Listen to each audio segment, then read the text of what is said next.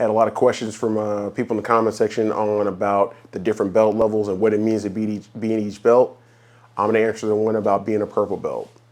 To me, a purple belt is when you make that transition from learning just the basics of self-defense, you start learning the nitty-gritty, the techniques, you start figuring out your game, you start figuring out what you're gonna be like when you start getting your brown belt and black belt, your moves you like to do, your favorite passes, your favorite defenses, your favorite everything. You're starting to figure out your actual game, as well as you're starting to figure out like sort of a mindset when you're out there free rolling and or competing. You're getting to that point. You can tell when you start watching IBJJF or Fight to Wins, you start seeing the purple belts. The guys who are really good at purple belt usually transition over to being good at brown belt, and they're usually the ones who were the first ones once they get their black belt on, who are already showing up day one at black belt, winning the top of the podium, kind of winning belts, kind of thing.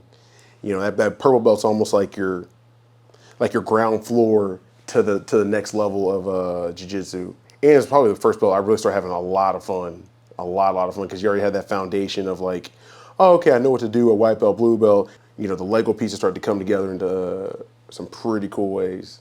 What were some of the moves you worked on when you were purple belt? Closed guard gift wrap is when I really started paying attention to purple belt, because blue belt kind of playing around with it, and then it went until like the day I got my purple belt.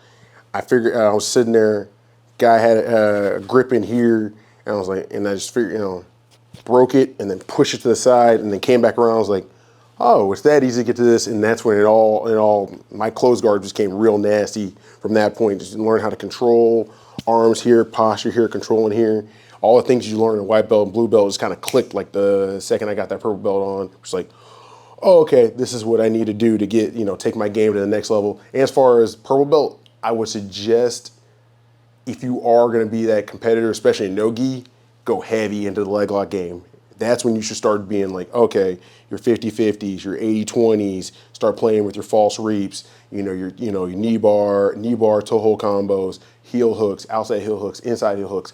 That's when you should really start playing with a lot of your leg locks in that purple belt, that right at the end of blue belt, purple belt stages of your training.